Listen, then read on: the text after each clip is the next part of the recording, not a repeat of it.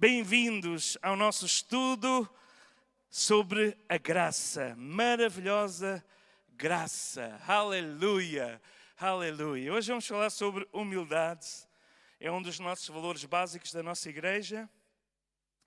Humildade. E para nós podermos coabitar nesta casa de oração e na nossa fé, nós precisamos de humildade.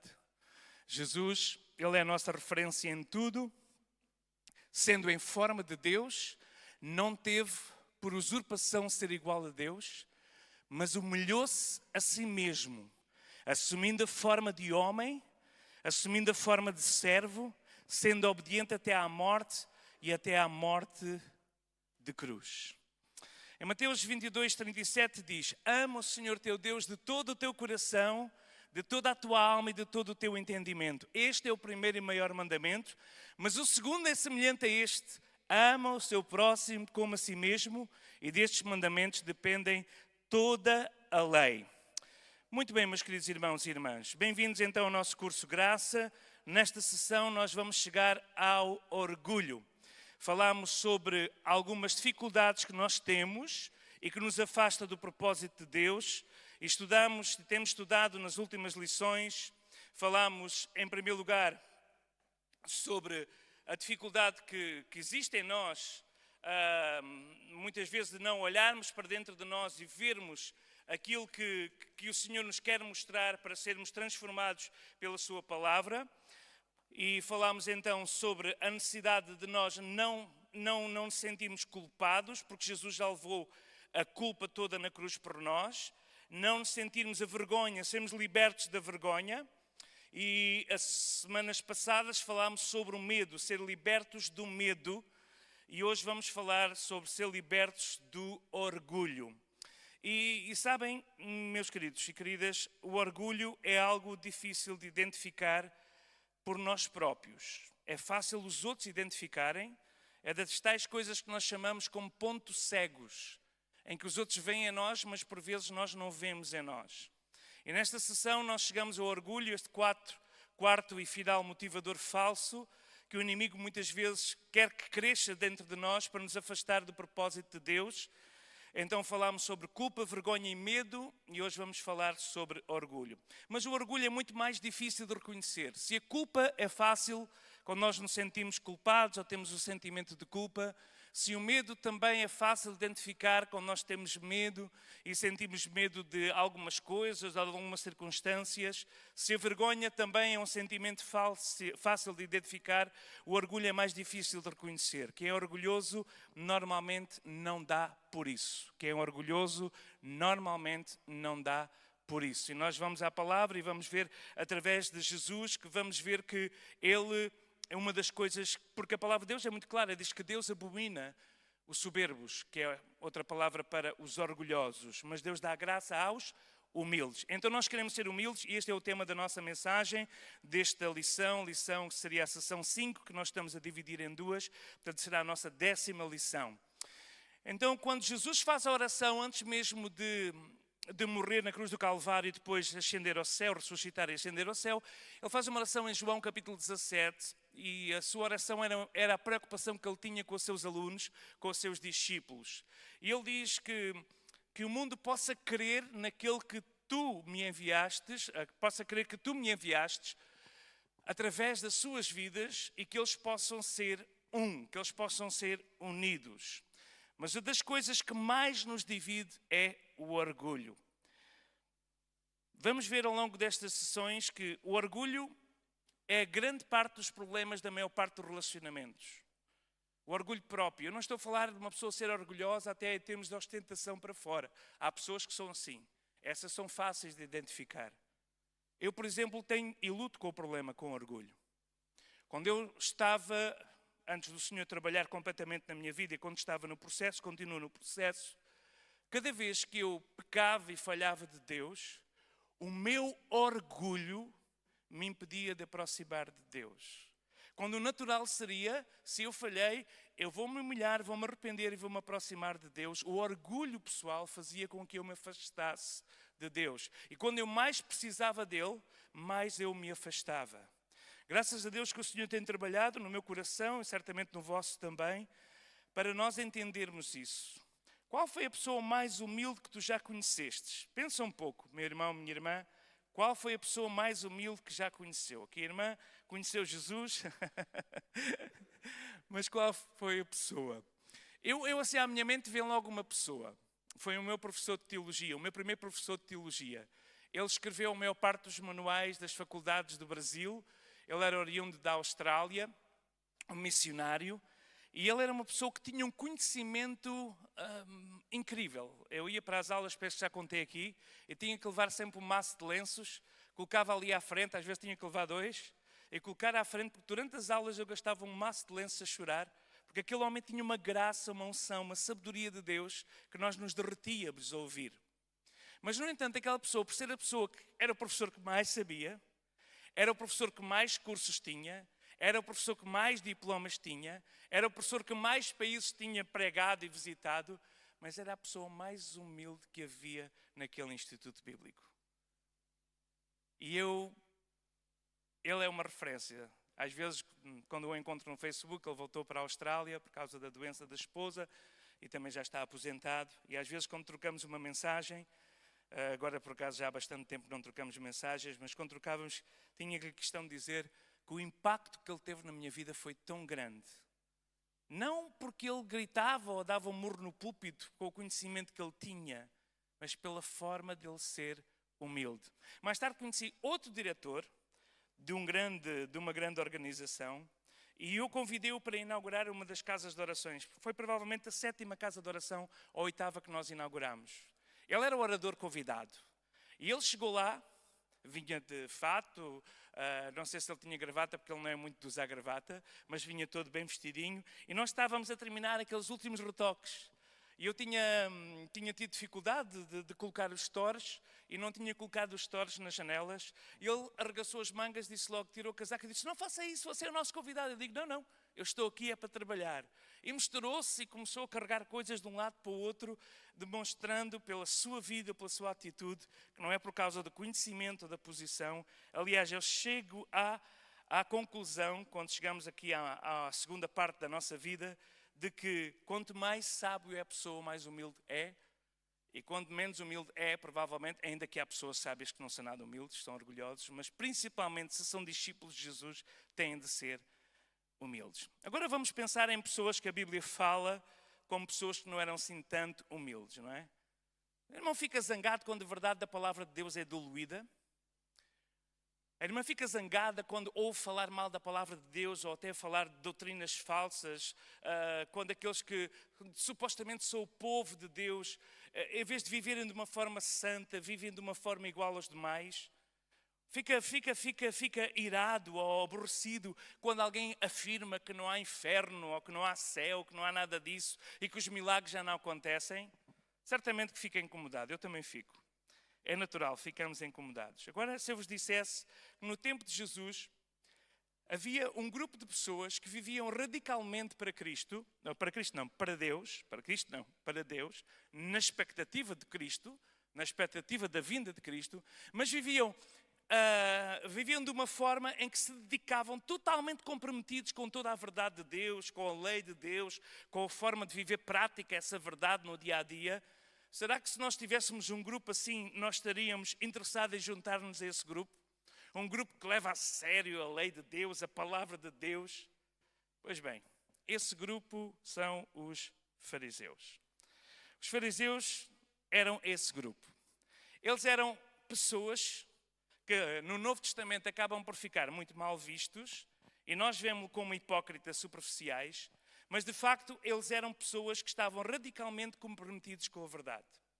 Eles eram pessoas que, nas suas estruturas religiosas, ao ver que a estrutura religiosa do próprio templo e dos sacerdotes se tinham tornado liberais e tinha sido comprometido a verdade, havia um grupo chamado os saduceus que nem sequer acreditavam em anjos, na ressurreição, não acreditavam numa série de coisas que eram básicas.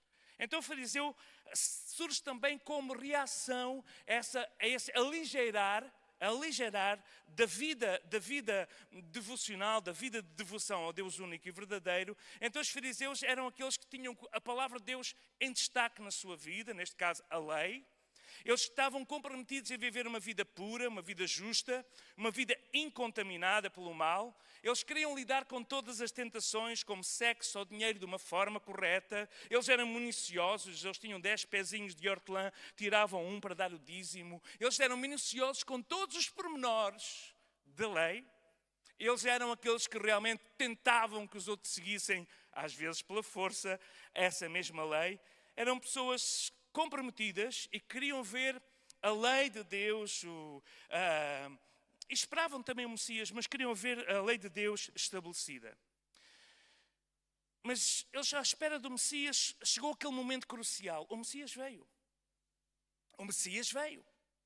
Só que eles não conheceram. O Messias até foi ter com eles, até falou muitas vezes com eles, mas eles não deram por isso. Eles não deram pela presença do Messias. Como é que eles podiam estar errados durante tanto tempo? Como é que eles não podiam ter dado pelo problema, pela presença do Messias? É que o problema dos fariseus é que eles tinham uma compreensão da verdade, mas não sabiam nada sobre graça. Eles sabiam a verdade, a lei, o legalismo, sabiam muito sobre a lei, a palavra de Deus, valorizavam ao máximo a palavra de Deus, mas usavam primeiramente essa palavra para alimentar os seus egos, e esses egos alimentados usavam como arma para controlar os outros debaixo do seu controle religioso. Os fariseus eram um exemplo clássico de dedicação do próprio apóstolo Paulo. Os irmãos sabem que antes dele ter um encontro com Jesus, ele era fariseu de fariseus, ele perseguiu os discípulos de Jesus, os chamados cristãos, porque eles estavam a contaminar o judaísmo. Paulo em 1 Coríntios 8:1 diz: o conhecimento traz orgulho, mas o amor edifica. Então não vamos olhar para este quarto obstáculo nesta sessão. O obstáculo para a graça de Deus se manifestar, que é o orgulho. Porque o orgulho é outro motivador falso que impede-nos de ser motivados pelo amor. O orgulho rouba-nos o experimentar da graça de Deus na nossa vida. Se for honesto, eu sei que se estivesse, se calhar, naquela altura lá, eu até me juntava aos fariseus. Se calhar perdia a presença de Jesus. Então, vamos olhar para um incidente clássico, João capítulo 8, eu convido os irmãos, quem tem Bíblia, a acompanhar. A mulher apanhada em adultério. É um incidente típico para compreendermos a raiz deste problema, o orgulho na vida dos fariseus. Jesus,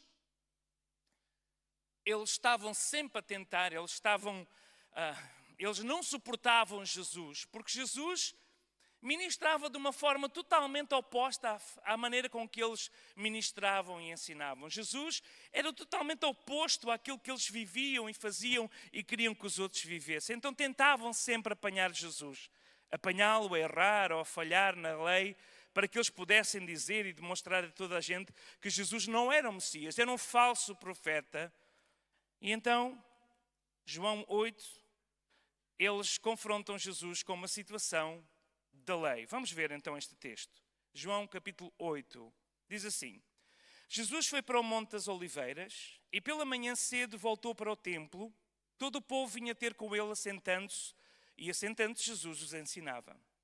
Os escribas e fariseus trouxeram-lhe uma mulher apanhada em adultério e pondo-a no meio disseram: Mestre, esta mulher foi apanhada no próprio ato adulterando. E na lei nos mandou Moisés que as tais sejam apedrejadas. Tu, porém, que dizes? Isto diziam eles tentando, para que tivessem com que o acusar. Mas Jesus, inclinando, escrevia com o dedo na terra. E, como insistissem, perguntando-lhe, endireitou-se e disse-lhes: aquele que dentre vós está sem pecado, seja o primeiro que atira pedra contra ela. E, tornando a inclinar-se, escrevia na terra. Quando ouviram isso, saíram um a um, a começar pelos mais velhos até os últimos, e ficaram só Jesus e a mulher que estava no meio. E, endireitando-se Jesus, e não vendo ninguém mais do que a mulher, disse-lhe: Mulher, onde estão aqueles teus acusadores? Ninguém te condenou? E ela disse, ninguém, Senhor. E disse-lhe Jesus, nem eu também te condeno. Vai-te e não peques mais. É muito importante esta palavra final de Jesus. Eu também não te condeno. Vai e não peques mais. Então nós vemos os escribas e os fariseus a trazerem esta mulher. Os escribas eram aqueles que na altura que não havia ainda a imprensa, copiavam a lei, copiavam a palavra de Deus. Portanto, melhor do que ninguém, quem passava a vida a copiar a palavra de Deus, conhecia a palavra de Deus, conhecia provavelmente muitos textos de cor, conhecia muitos certos da palavra de cor. Eles tinham uma boa compreensão da lei e os fariseus que viviam a prática da lei ao mais radical possível, eles conheciam. E a lei lá em Levítico, capítulo 10, diz: todo homem que adulterar com a mulher de outro, havendo adulterado com a mulher do seu próximo, certamente morrerá o adúltero e a adúltera. Então eles conheciam a lei, Levítico 20, 10. Conheciam a lei que dizia que quem fosse apanhado no ato de adultério, eles deveriam ser apedrejados. Agora pensem só um pouco. É difícil apanhar uma mulher em adultério sozinho, certo? Se ela estava em adultério, devia de haver o adúltero também, o homem. O que é que aconteceu ao homem? Mistério. Só no céu é que podemos perguntar ao Senhor, porque é um mistério. Eles só trouxeram a mulher. Talvez o homem fosse um colega deles. Talvez o homem fosse um amigo. Talvez o homem fosse alguém de destaque da sociedade. E eles deixaram-nos ir por causa da corrupção, mas apanharam aquela mulher. Então aquela mulher é trazida ao pé de Jesus. E esta grande pergunta que eles ignoraram o homem, apesar disso, a doutrina deles estava certa. A mulher, segundo a lei, devia de ser apedrejada. Mas em resposta a este confronto, Jesus inclina-se e escreve com o dedo na terra, como que tentando fazer acalmar os ânimos, que deviam ser cheios de violência, de raiva, tentando trazer calma. É muito interessante como Jesus lidava sempre com momentos de alta tensão. Jesus sempre acalmava ou ficava em silêncio. Temos muito a aprender com Jesus, ele é o nosso mestre, nós somos seus alunos, não é? E ele escrevia na terra. Mas Jesus, como aqueles insistindo, diz-lhes o seguinte: aquele dentro de vós que está sem pecado, seja o primeiro a tirar a pedra. A declaração surpreendente de Jesus naquele momento levou a eles terem aquele momento único de clareza e de sinceridade. Apesar de eles viverem muito pelas aparências, a autoridade provavelmente com que Jesus falava era única. Porque se fosse outra pessoa a dizer aquilo, eles não queriam saber. Mas Jesus falou provavelmente com uma autoridade. E aquela autoridade, aquela presença, o irmão sabe o que é a autoridade espiritual? A autoridade espiritual é quando alguém está a falar ou está a ministrar e nós sentimos, às vezes até há reações físicas no nosso corpo, como que arrepios, como sentindo alguma coisa de sobrenatural. Não é a pessoa, não é as palavras das pessoas, mas a autoridade de Deus sobre aquela pessoa. E o mesmo às vezes sentimos com autoridades demoníacas. Pessoas que são cheias de demónios e que falam com ódio. Nós sentimos também uma pressão, porque somos seres também espirituais, mas isso seria para outra altura, não vamos falar agora sobre isso. Mas maior é aquele que está connosco do que aquele que está no mundo. Então, pensem lá um pouco. No coração eles ouvem dizer as seguintes palavras. No seu íntimo do seu ser, aquele de vós que está sem pecado. Eles eram aqueles que separavam o dízimo todos nos pormenores. Eles eram aqueles que praticavam todas as leis ao pormenor. Mas agora, diante da palavra de Jesus, eles eram como a mulher. Talvez não no adultério. Não sei se eles já tinham adulterado. Não interessa agora aqui qual era o pecado. Mas a verdade é que eles entenderam que apesar de serem um grupo que se preocupava em praticar a totalidade da lei, eles sabiam que provavelmente já tinham falhado. Nem que fosse no último mandamento, o 10º, eu costumo dizer que é o que nós falhamos mais, que é: não cobiçarás nem a mulher do teu vizinho, nem o jumento do teu vizinho ou o carro, nem nada, não é? Não interessa, é em casa, etc, etc. Então nenhum deles tinha vivido 100% de acordo com os padrões justos de Deus. Podiam não ter cometido aquele pecado, em particular que aquela mulher cometeu, mas eles sentiam que não tinham vivido daquela forma, de acordo. Então eles acabam por se afastar, começando pelos mais velhos, porque o Espírito Santo que estava sobre Jesus na totalidade terá também trazido à sua mente como que um filme todos os pecados que eles fizeram desde criança. Então, começando pelos mais velhos, começaram a sair, até que no fim estava só Jesus e a mulher. Jesus e a mulher. Só lá estava uma pessoa. A única pessoa que estava ali era a única pessoa que nunca tinha pecado. Jesus. Todos os outros já tinham saído. Então, ainda entende Jesus e não vendo mais ninguém, diz: mulher, onde é que estão aqueles teus acusadores? Ninguém te condenou? Ele disse: não, ninguém, Senhor. Nem eu te condeno. Vai e não peques mais. Aquela pessoa que não tinha pecado, aquela pessoa que realmente compreendia a verdade da palavra de Deus, porque Ele era a verdade. Jesus é a verdade. Ele tinha todo o direito de apedrejar aquela mulher até à morte. No entanto, Ele não falou uma palavra de condenação sequer. Ele não a condenou em nada. Os fariseus pensavam que a prioridade primária de Deus era o comportamento das pessoas. Os fariseus não entendiam que o comportamento não é o que importa mais quando Deus olha para nós. O que Deus procura em nós é o nosso coração e não o nosso comportamento. Ainda que o nosso comportamento reflete o que está no nosso coração. Jesus sabia que o desejo do Pai era que o seu povo conhecesse o amor do Pai, conhecesse, experimentasse e tivesse prazer no relacionamento com o Pai. E para que eles experimentassem esse amor, por isso Jesus não condena a mulher, perdoa e diz para ela, dá-lhe uma segunda oportunidade: vai e não peques mais. As pessoas religiosas gostam de regras. Deus gosta de relacionamentos. As pessoas religiosas colocam as leis acima do amor. Deus faz do amor o objetivo supremo. As pessoas religiosas estão mais preocupadas em estarem corretas. Deus está mais preocupado que sejamos reais. Só aí é que podemos estar bem, sejamos sinceros. As pessoas religiosas fazem o seu principal alvo conhecer a palavra de Deus.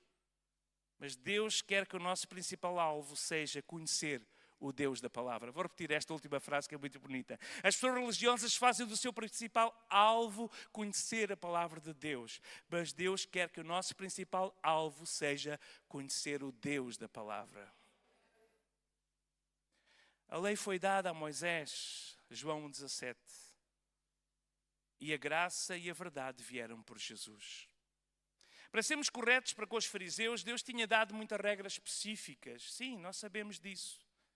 Regras difíceis de comportamento que estão lá no Antigo Testamento, principalmente no livro de Levítico, que nós conhecemos. É fácil compreender que eles seguiram esse caminho, o caminho do comportamento. Mas o Deus do Velho Testamento, o Deus do Antigo Testamento, é o mesmo Deus do Novo Testamento. E às vezes há pessoas que não entendem isso. O mesmo Deus do Antigo Testamento é o Deus do Novo Testamento. Ele não mudou, os seus propósitos eternos não mudaram. Nós pensamos sempre na lei, não é? E perguntamos, porquê é que o Deus da graça deu a lei? Porquê é que o Deus da graça não deixou as pessoas fazer o que quisessem fazer, viverem como quisessem viver? Porquê é que o Deus da graça deu a lei? Em Gálatas 3, Paulo responde a essa pergunta. Ele diz no versículo 16 que a lei não foi dada senão muitos anos depois da aliança com Abraão. Então, antes da lei, houve 800 e alguns anos, agora não tenho aqui de memória, penso que 830, antes da lei, houve uma série de anos em que não havia lei.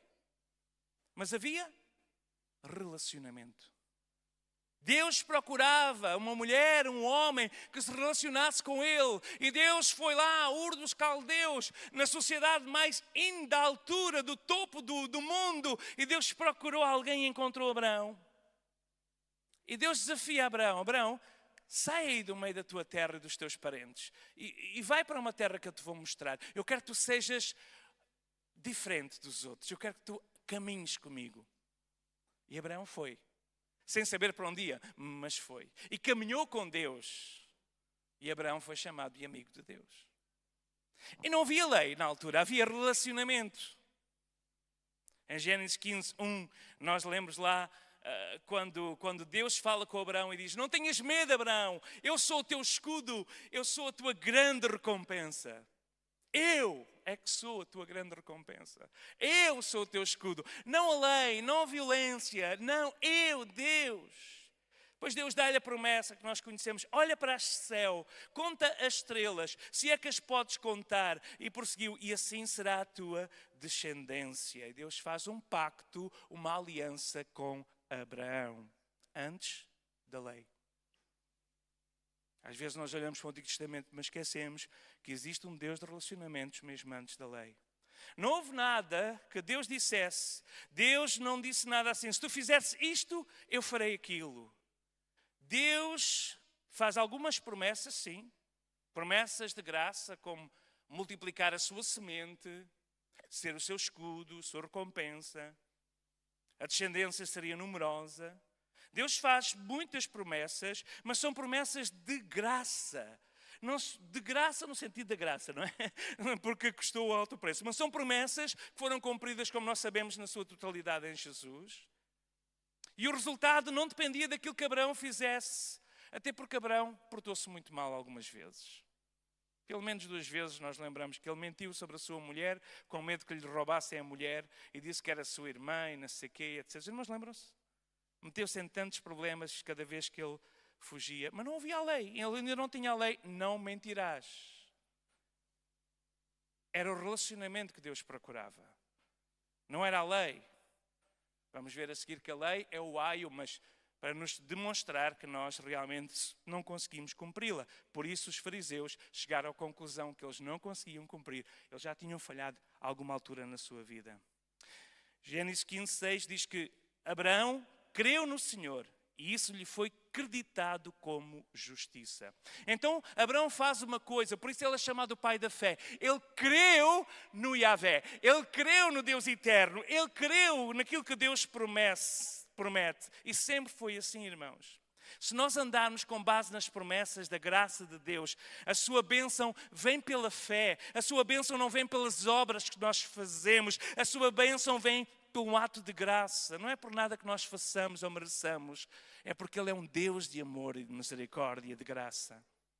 E Paulo, uns séculos mais tarde, fala-nos um pouco acerca disso. E ele diz lá, quando volta novamente a falar sobre a lei, o apóstolo Paulo diz-nos assim: eu quero dizer isto, Gálatas 3, 17, 18. A lei veio 430 anos depois. Essa lei que veio 430 anos depois não anula a aliança previamente estabelecida por Deus, de modo que venha a invalidar a promessa. Ou seja, a lei vem muito anos depois, 430 anos depois, não invalida a promessa. Porque a herança depende da lei, porque se a herança dependesse da lei, já não dependia da promessa. Deus não faz depender a herança da lei, mas Deus concede gratuitamente a Abraão mediante a promessa. Então nós temos que crer nas promessas do Senhor. Irmãos, é mais importante crer do que fazer, ainda que quando nós queremos, nós fazemos.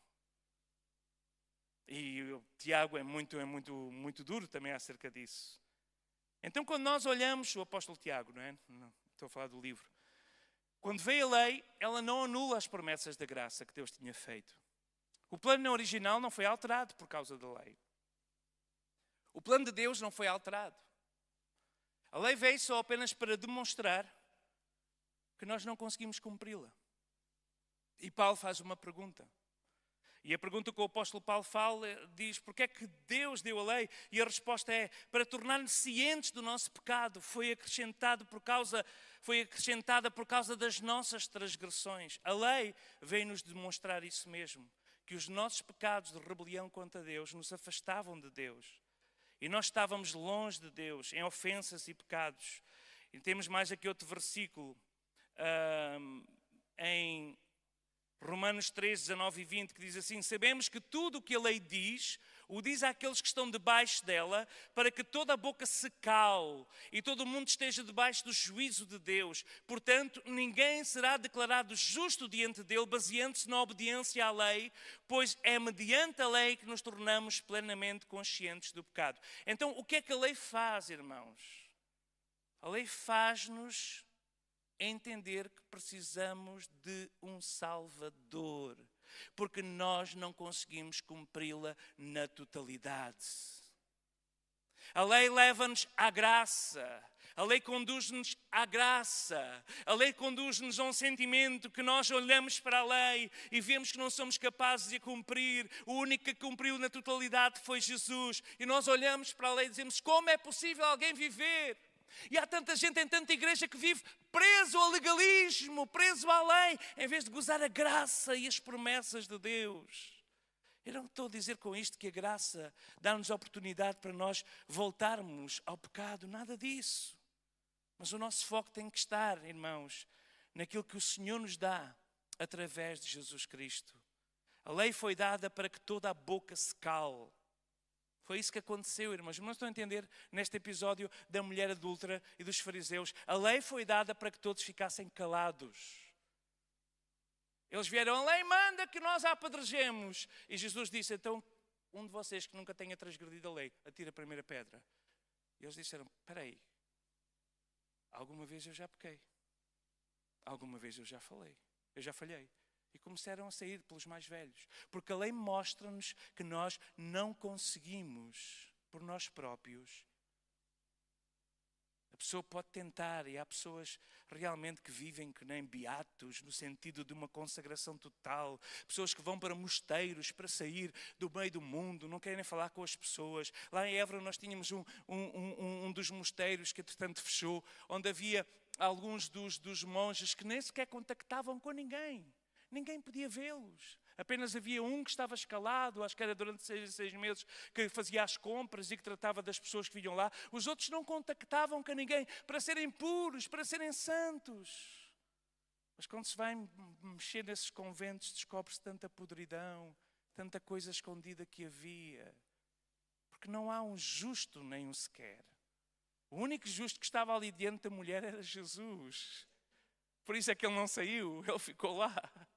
E ele veio para cumprir toda a lei por nós. Por isso é que quando nós recebemos Jesus, recebemos o sacrifício, recebemos o pagamento, nós estamos a ser isentados da lei através de Jesus Cristo e da obra que ele fez por nós. Louvado seja o seu santo nome.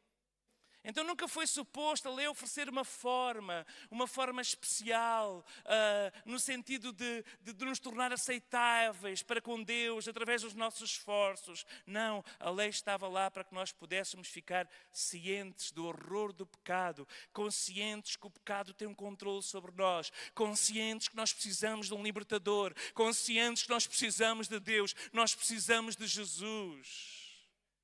Por outras palavras, a lei está lá para nos mostrar a nossa necessidade da graça, que é favor e merecido. A lei está lá para nos mostrar a necessidade da graça. A lei em si, de facto, até foi um meio para a graça.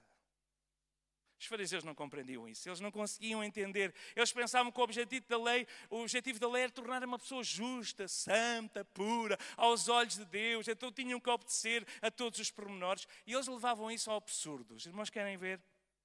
Por exemplo, Deus tinha dado um mandamento que eles deviam descansar um dia por semana, que era o sábado, certo?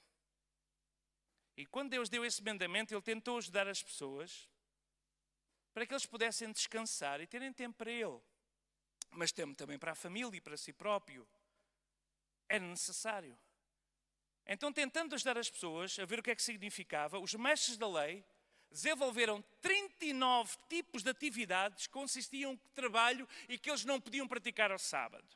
E esses 39 tipos incluíam atar molhos, debulhar trigo, amassar pão, tosquear lã, escrever 2 ou mais palavras, apagar 2 ou mais palavras, fazer uma fogueira ou apagar uma fogueira, entre muitas outras coisas que eles não podiam fazer.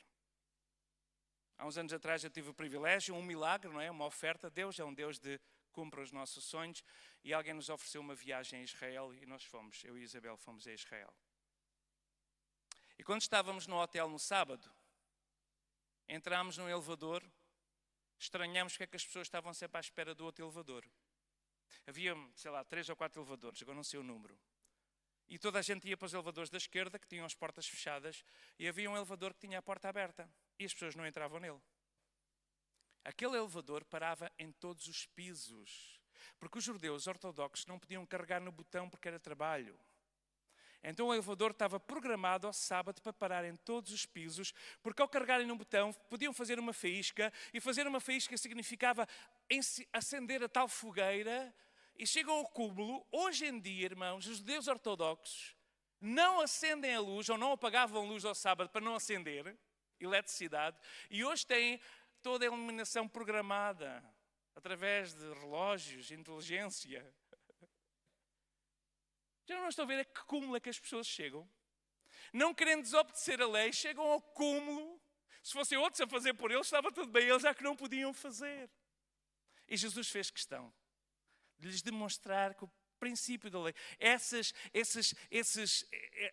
adições que eles fizeram não tinha nada a ver com o espírito da lei.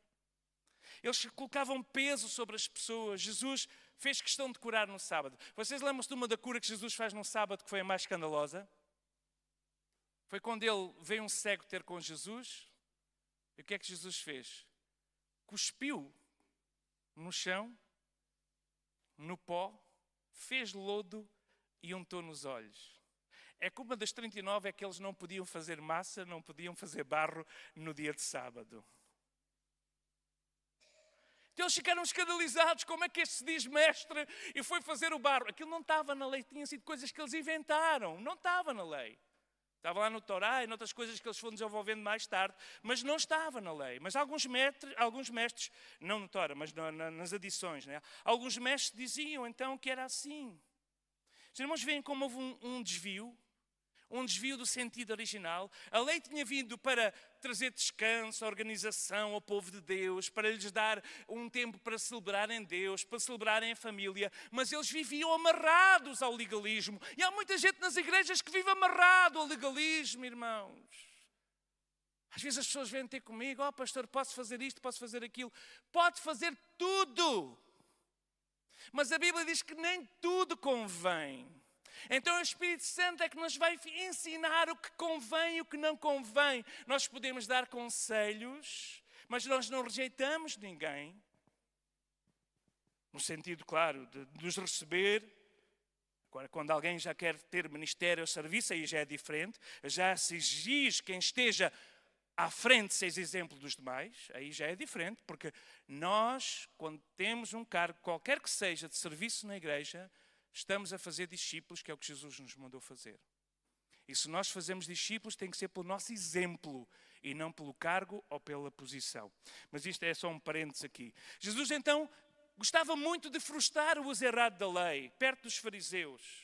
Já que todo o trabalho era proibido, então ele divertiu-se curando homens, mulheres, chamando um homem que estava lá no meio da sinagoga: "Vem cá." E eles ficaram todos à espera: "Não me digas que ele vai curar." É proibido curar no sábado. Não se pode ir ao médico. Se as pessoas tivessem... Era um cúmulo. Jesus diz, quer dizer, se o teu burro, se o teu jumento cair dentro de um poço, tu vais deixá-lo morrer afogado e não os vais tirar de lá? Então se tu fazes isso com o jumento, não ia libertar esta pessoa que está presa há tantos anos por Satanás. Ele disse ao homem: "Estenda a mão." E ele estendeu a mão e ficou curado. E logo tentaram matá-lo e apedrejá-lo. Irmãos, Jesus veio cumprir a lei, não essas ideias, deixem-me exagerar, ideias idiotas que alguns tiveram para acrescentar à lei, mas que não fazia parte da lei. Então como é que Jesus cumpriu a lei? Como é que Jesus cumpriu a lei? A palavra do Senhor nos diz que Jesus cumpriu a lei da seguinte forma. Ele disse mesmo em Mateus 5, 17 e 18: "Não pensem que eu vim abolir a lei ou os profetas." Eu não vim abolir, ou seja, eu não vim, portanto, anular. Eu vim cumprir. E digo-vos a verdade: enquanto existirem céus e terra, de forma alguma desaparecerá a lei, a menor letra, o menor traço, até que tudo se cumpra. Noutra versão diz nem um J nem um til. Então, Jesus colocou muito valor na lei. Ele alegrou-se por ser o cumprimento da lei. Como é que ele fez isso? Jesus veio e recusou jogar os jogos dos religiosos. Jesus recusou jogar os jogos dos fariseus. Eles queixavam-se que ele estava a quebrar a lei.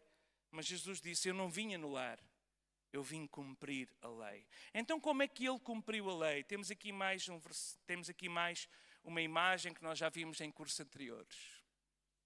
Ele tornou-se o sacrifício perfeito. Porque cada vez que eles falhavam, eles tinham que pegar num cordeirinho sem mácua, ir lá imolá-lo no holocausto, no altar dos holocaustos. Se eles não tinham dinheiro, pelo menos uns pombinhos, tinham que oferecer alguma coisa, tinha que haver derramamento de sangue para que eles pudessem sair dali purificados. Milhões e bilhões de sacrifícios foram feitos até o dia de Jesus. E ainda hoje continuam a ser feitos, ainda que hoje muitas das coisas foram alteradas. Mas Jesus veio com o seu sacrifício. Ele tornou-se o sacrifício perfeito. Ele preencheu todas as exigências justas da lei por nós, por cada um de nós. Então Romanos 8, capítulo 2 e 3 diz-nos que Jesus, Ele ajudou-nos a compreender o verdadeiro propósito da lei. Quando Ele diz que a lei não podia fazer por nós, tornar-nos perfeitos e sem pecado. Mas Deus fez isso através do seu Filho perfeito, o seu Filho sem pecado. Jesus foi condenado por o nosso pecado. E Jesus libertou-nos dessa condenação quando pagou a penalidade da morte pelo nosso pecado, a oferecer-se na cruz por cada um de nós. Então, Ele ajudou-nos a cumprir a lei, ou melhor, a entender. Ele cumpriu a lei e ajudou-nos a entender o significado da lei. Jesus avança mais à frente e faz uma declaração. Mateus 5:20. Pois eu vos digo, se a justiça de vós não for superior à dos fariseus e escribas, de modo nenhum entrarão no reino dos céus. Imagina as pessoas que estão a ouvir Jesus a dizer isso. Eles sabiam que os fariseus e os escribas eram as pessoas mais justas, mais obedientes à lei que existia naquela altura. Então Jesus diz, se a justiça que vocês fazem, ou melhor, a justiça de vocês, isto é importante do que fazer, se a justiça de vós não for superior à dos fariseus, de modo nenhum entrarão no reino dos céus. Então como é que seria possível? Para os discípulos que estavam a ouvir, que tinham sido pescadores, certamente tinham lá envolvidos em brigas com os colegas lá da pesca, certamente tinham feito muitas coisas ruins, tinham bebido vinho a mais, tinham-se portado muito mal. Como é que aqueles seguidores de Jesus podiam ouvir Jesus dizer, se vocês não forem acima, se não forem mais longe, se não forem mais puros que os fariseus e os escribas, vocês não podem herdar o Rei dos Céus? Eles, o quê? Então quem é que se pode salvar? Jesus estava-lhes a ensinar e ele continua. Em Mateus 5 ele ainda diz mais um versículo. Nós temos aqui o versículo 5:20. Eu vos digo, se a justiça de vós não for superior dos fariseus e mestres da lei, de modo nenhum entrarão no reino dos céus. E ele continua a dizer, vocês ouviram o que foi dito pelos antepassados? Não matarás? Pois quem matar está sujeito a julgamento. Mas eu vos digo, qualquer que se irar contra o seu irmão já está sujeito a julgamento. Jesus ainda chegou. Os irmãos estão a entender? Jesus ainda pôs uma fasquia mais elevada. A lei dizia não matar, mas Jesus diz, quem se irritar contra o irmão já está sujeito a julgamento. E ele continua. Ele diz assim, vocês ouviram o que foi dito? Não adulterarás? Mas eu vos digo, qualquer que olhar para uma mulher para desejá-la, já cometeu adultério no coração. Opa, então mas Jesus está a colocar as coisas, Jesus está a tentar ensinar os discípulos e a nós aquilo que ouvimos aqui no domingo. O que interessa é o coração. O que interessa é o coração. Porque do coração procede os bons e os maus intentos. Como está o teu coração? Os irmãos sabem que há uma competição, a competição do salto à vara. Quando era criança gostava muito de ver. Era uma das aquelas... falta aqui o versículo 48 de Mateus 5, este ainda é mais difícil. Jesus diz assim, depois para os discípulos, portanto sejam perfeitos, como é perfeito o Pai Celestial que está nos céus. Como Jesus? Quer dizer, já é difícil ser mais que os fariseus. Agora, ser como o Pai Celestial, que é 100% puro, 100% santo. Como? O que é que Jesus estava a querer dizer? Jesus estava a ensinar-lhes algo que nós podemos usar com esta ilustração no salto à vara. No salto à vara, nós sabemos que a vara é colocada numa altura e ela vai continuar a subir sempre até que o último a derrube e bata o recorde, certo? Ou ganha competição. O recorde já é mais difícil. Ele ajudou-nos a cumprir o propósito da lei. O propósito da lei é nós entendermos que nós não somos capazes de a cumprir. Que nós não somos 100% perfeitos. Nós nunca vamos conseguir atingir o patamar divino para nos relacionarmos com Deus. Nós estamos separados de Deus. Nós aqui já estávamos, não é? Não há como o homem se relacionar com Deus, a não ser através de um mediador. Um mediador que nunca tinha falhado, um mediador que nunca pecou, um mediador que nunca errou, um mediador que nunca enganou, um mediador que é santo como o Pai, e está sentado à direita do Pai, e quando nós vamos diante de Deus em nome de Jesus, nós somos atendidos, somos salvos e libertos. Então Jesus colocou fasquia mais alto, mais alto. Vocês dizem que é não matar? A lei diz para não matar. Pois eu digo, olha, se vocês se irritarem contra o vosso irmão no coração, já estão sujeitos a julgamento. Vocês dizem não adulterar? Eu digo, se vocês olharem para outros com desejo, já estão sujeitos a julgamento. Jesus está a dizer que nós, por nós próprios, não há ninguém que se possa salvar.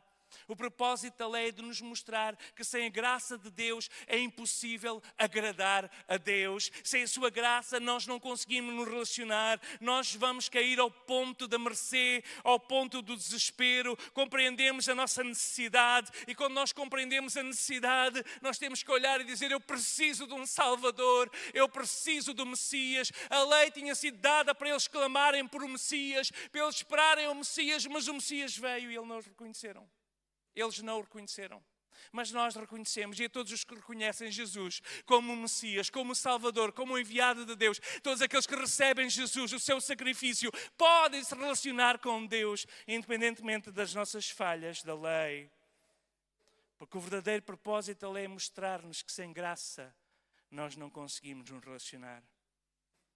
Os fariseus mudaram isso. Quiseram se exaltar para obter o respeito dos outros. Então eles tentavam ser o máximo puros, queriam ser o exemplo dos demais, para que eles possam poderem convencer e convencer-se a eles próprios que estavam bem quando eles se comparavam. Eu não sou como este publicano. Deus, olha aqui eu.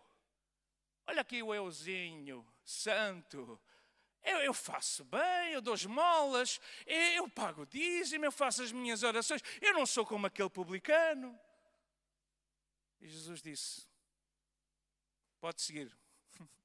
Porque aquele que disse, tem misericórdia de mim. Ou seja, eu preciso da tua graça. Tem misericórdia de mim que sou pecador. Aquele saiu justificado. Vocês estão a entender? O que Deus queria é que a lei fosse escrita não em tábuas, mas no nosso coração.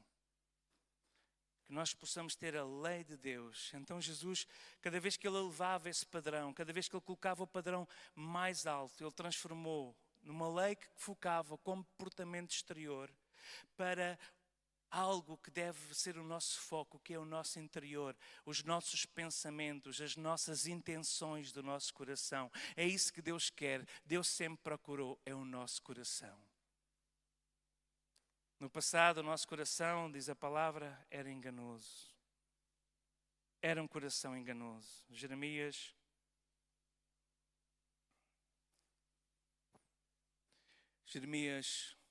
17:9. Mais enganoso de qualquer outra coisa é o coração do homem.